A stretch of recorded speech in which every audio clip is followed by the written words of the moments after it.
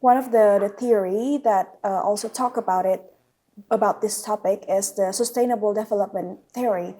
And in that theory, the development should be balanced on economic growth, social welfare, and also the environmental protection for future generations. Yeah, I think the same.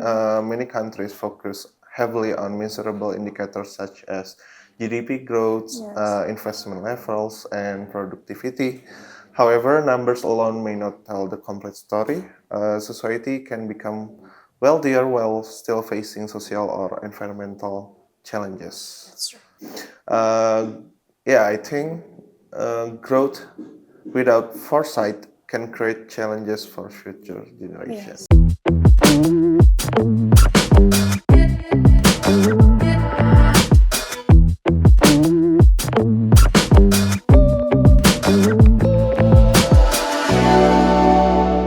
Assalamualaikum warahmatullahi wabarakatuh. Good morning, good afternoon, or good evening to everyone joining us today. Welcome back to another special episode of Boarding Talk from ICMS. I'm Hammam, and today we're discussing a topic that affects every nation, every community, and every generation. The topic is, what are we willing to sacrifice for development? When we hear the word development, we often think about new roads, modern cities, technological innovation, better education, and stronger economics. But development rarely comes without costs.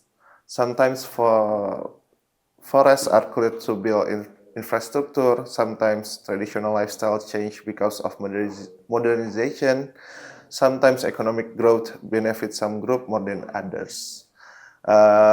This leads us to a difficult but important question. How much are we willing to sacrifice in the pursuit of progress?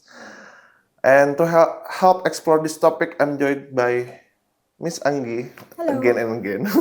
Again and again and again and again.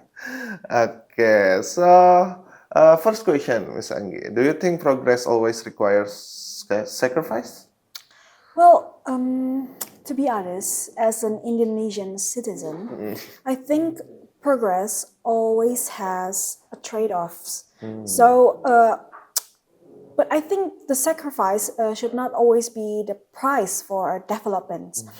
For example, in Indonesia, infrastructure project can improve connectivity and also economic opportunities, but they may also affect the local communities and also ecosystems.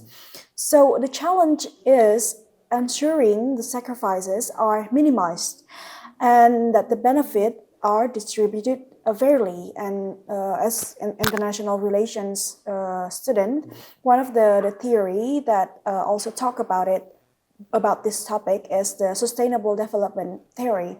And in that theory, the development should be balanced on economic growth, social welfare, and also the environmental protection for future generations. And what do you think? Yeah, personally, I believe that most forms of progress involve trade-offs, like you said.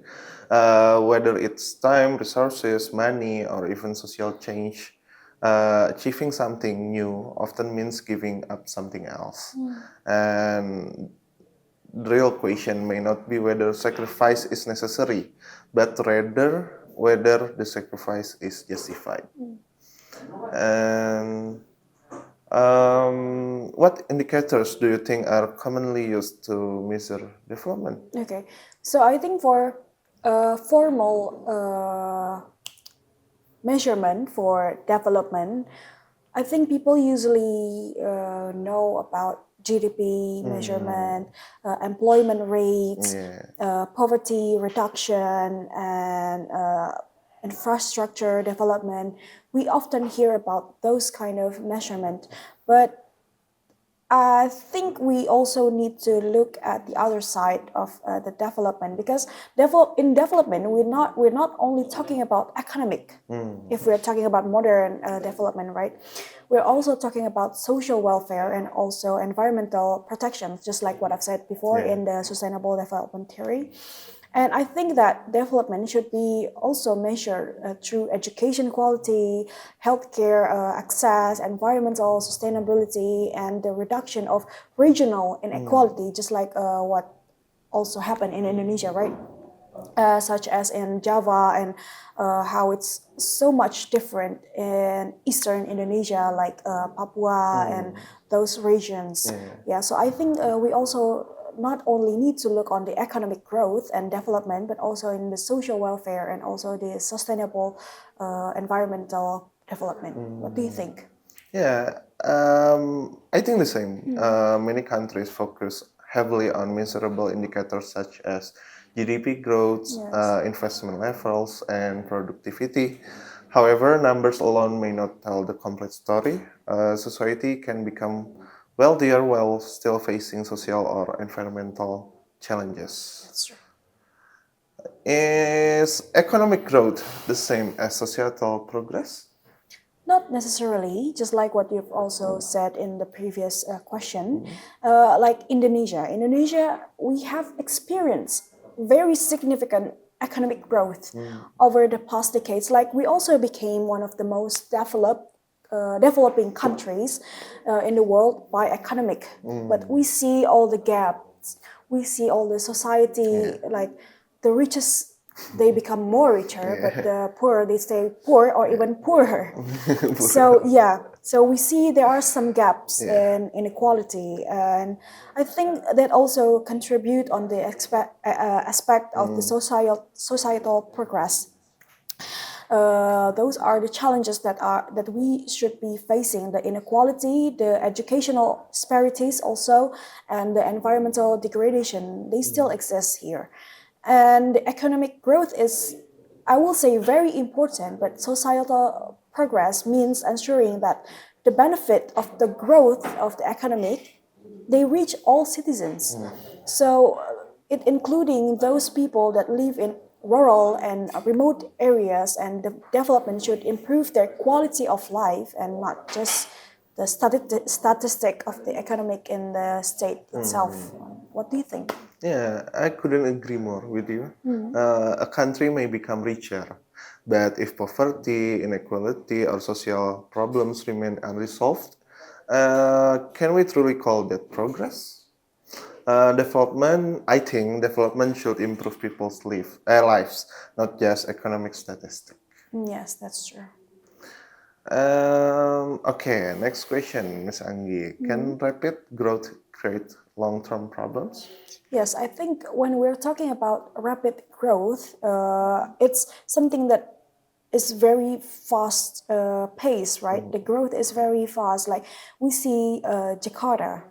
When we see Jakarta, okay, I'm not going to say it like, Jakarta. yeah, Jakarta, like the US people. I'm going to say when we see Jakarta, we see that it is very developed. All the buildings, all the infrastructure, even the transportations, it is very developed compared to other cities in Indonesia. Yes. But we also see how it contributed to the traffic congestions, the pollution, and also the flooding, right? And the pressure on the public services. So I think when we're talking about those rapid growth in Indonesia especially, we can see how we can develop, how the transportation, the infrastructure, they can develop more. But because of the rapidness, we're not really thinking more about the risk and how to manage them. So yeah, rapid growth can create a problem, and it will also become a long-term problem, especially if they have a negative impact on the environmental side, the aspect. And if they rely too much on the natural resource extraction, maybe they can create a short-term benefits or progress, but they create such big environmental challenges for future generations. And keep in mind that environmental challenges, environmental problems cannot be fully restored. So it's very, very crucial. Yeah, that's right. What do you think? Yeah, sometimes growth happens so quickly that governments and communities struggle to manage its consequences. Rapid urbanization, overcrowding, pollution, housing shortage, and resource depletion can all emerge when development outpaces planning. I think growth without foresight can create challenges for future Yes, generations. that's true. I also agree. Okay, so next, can infrastructure Answer. expansion coexist with environmental preservation? This is one of the most important questions facing the modern world. Yeah. I think it can be done. I believe it can be. The infrastructure expansion can coexist with environmental preservation. However, it really needs a very proper planning, and also they need to see. They need to compare the risk and the benefits if what they're doing. If what they're doing, the benefits outweigh the risk, and or the risk outweighs the Yeah. benefits, right? Like a relevant example in Indonesia, as you can all know, is like IKN, right? I think this is a very sensitive topic in politics, maybe. Okay. But I will just say it for an example. Like when we see IKN, I think there are the positive sides of IKN. The government are trying to be sustainable. They are trying to build a green city, like in Kalimantan. Whether it will succeed or not, it depends on how effectively the environmental protection is integrated in the process. But we also need to see the risk of doing those kind of project, right? It's such a big project. It needs a very big finance in the nation, in the state, right? That's right. We need to weigh the pros and cons first, and we also need to see how it can damage the environmental around it. Like in Kalimantan, it is one of the lungs. It is the lungs of the world, not one of it's the lungs of the world. And if we manage to do the big operation, will it succeed? Will the benefit outweighs the deforestation in Kalimantan as the lungs of the world, or what are the consequences of it? So we need to see the planning on it. Really needs a very proper planning for it to be working. Yeah, I agree. That's a key point that you said before. Development and environmental protection should not be viewed as enemies. Through responsible planning, renewable energy, green technology, and sustainable construction practice, societies can pursue both goals simultaneously. The challenge is ensuring that short-term gains do not outweigh long-term sustainability. Yes. And can development threatens local culture and traditions? Yes, I think as one of the most culturally diverse countries in the world, Indonesia, with hundreds ethnic group in this country, I think modernization and urban development can sometimes weaken the traditional practices, local languages, and indigenous ways of life, because development should just empower communities without erasing their cultural identity. But in real life, the development is also supporting the globalization, right? In globalization, people tend to they tend to lose their sense of self-identity, because we are interacting with other people in another country, other side of the world, and we tend to relate to them more than we relate to the people in our local ethnic groups, and that creates a identity of confusion. So I think we have to preserve the local ethnics, the local traditions, but still involving in the development and also the globalization's era of the world. What do you think? Yeah, that's something many communities experience. Progress should not mean abandoning cultural identity. In fact, preserving culture can be a form of development itself because it strengthens community values and social cohesion. A modern society can still respect and celebrate its heritage.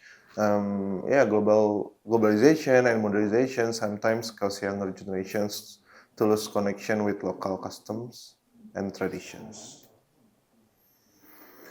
Okay, so should future generations have a voice into these development decisions? Of course, it is something that is actually absolute, yeah, Absolutely. because in sustainable development theory, just like what I've said before, if you are if you want to be developed, if you want to continue the developing process, you also need to be focusing on the long-term impact on it, and that also affect the future generations, right? Whether it's environmental problems or their policy problems, their infrastructure problem, economic problems, it will affect the future generations in any way. But even though they're not currently in participation of decision making in today's policy, we also have a responsibility. The people that are in the capability of decision making, they have a responsibility to hear their interests. So issues such as climate change, deforestation, resource management, it will affect the country, any country in the world from now on. So yeah, I think the generations should meet and also discuss of the current needs without compromising for future opportunities and also future well-beings. What do you think? Yeah, I strongly agree. Future generations will inherit the consequences of our actions. If today's development damage natural resources or creates unsustainable systems, future citizens will bear the burden. And therefore, responsible leadership requires long-term thinking. Yes. In your opinion, Ms. Anggi, how can development create new Inequalities. inequalities? Yes, development can create inequalities if it's not distributed evenly, I think. Because as we can see in Indonesia, the development it's still focused on certain regions or groups that benefit more than the others. Like fortunately, we are living in Java, and we still can see, we still can live our lives easier. We can access technology better. We can have proper education without having to go through another island, right? And abandoning our family, maybe in our house, in our our desa, town, in our village. Yeah, in Indonesia, the economic activity all are still focused in Java, while some regions they still face those challenges like the infrastructure, education, and healthcare even access. So, but similarly in digital economy, it creates opportunity, but not everyone has access to the technology itself, right? So yeah, I think development is something that needs inclusivity. So if it's not very inclusive, then I think it creates inequalities. What do you think? Yeah, I think especially in Indonesia, Indonesia is a whole big country, right? And uh, yeah, when development primarily benefits those who already possess resources, inequality can widen. Successful development should create opportunities for everyone, not just a select few. Inclusive growth is just as important as economic growth. Yes.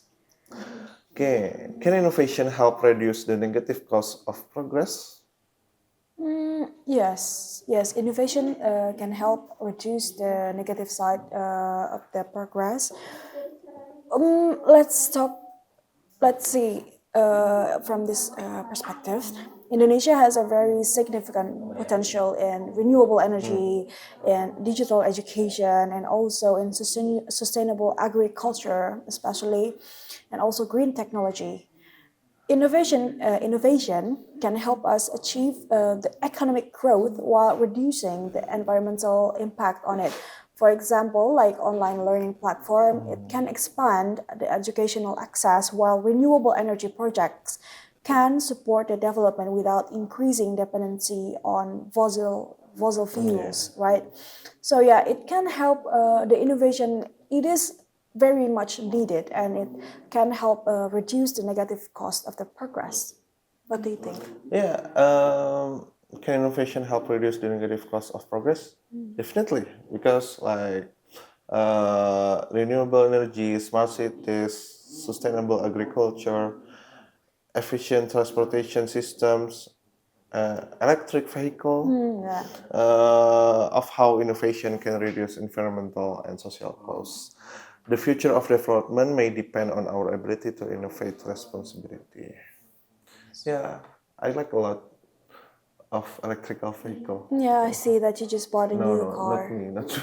My dad. Okay, okay. What is one thing society should never sacrifice for development? I would say, I think I also mentioned it in the previous question. It's environmental sustainability and also human dignity. Ooh. Yes, because Okay, for human dignity. environmental sustainability, Indonesia is some of the world's richest. We have the world's Yeah. richest biodiversity in the Yeah. world. Like I see people from Netherlands, from other countries coming to Indonesia just to see the seas, just to see how the biodiversity in Indonesia is, and they even have researchers on it. So those things like including the tropical rainforest like in Kalimantan and also the unique ecosystem. Once these resources are destroyed, they may never be fully restored, like what I said before. And the development should also improve the people's life without sacrificing their rights, their well-being, or even the natural environment that support the future generations. Like maybe we are a developed countries, but we don't have the right morality. Maybe like we legalize killing, we legalize any bad activity, and just because we are more developed, and that is like what the market suggests us to do. So I think yeah, we still need to have the environmental sustainability and also the human dignity. What do you think? Yeah, I agree with you. For me, human dignity, integrity, values, and ethics should never sacrifice for development. No economic achievement is worth compromising basic human rights and respect for individuals. Without ethical principles, development can become harmful rather than beneficial, and values and ethics should guide development, not follow it. Okay, our final question. What does sustainable progress look like to you? Yeah, for me, sustainable progress means creating economic opportunities while protecting the environmental problems and also ensuring the social inclusion, and also keeping the future generations impact in mind. So, as an Indonesian citizen, and also like a public relations officer in education sector, I believe like education is one of the most sustainable investment a country can make. So, infrastructure may last for decades, but educated and also empowered people can contribute to society for generations. So sustainable progress is when a child in Papua, Aceh, Kalimantan, or even in Java has equal opportunities to access quality education, when economic growth does not destroy forests, ecosystems, and when development today does not limit the choices available for future Indonesians. So yeah, I think that is sustainable progress for me. What do you think? Okay, to me, sustainable progress is balanced progress. It combines economic growth, social well-being, environmental protection, cultural preservation, and technological innovation. It recognizes that development is not just about moving faster, it is about moving in the right direction. Okay, so today's discussion reminds us that development is not simply about building more, producing more, or growing faster. It is about making choices that benefit both present and future generation. Thank you, Miss Anggi, and thank you to everyone who joined us for this meaningful conversation. Bye. Goodbye.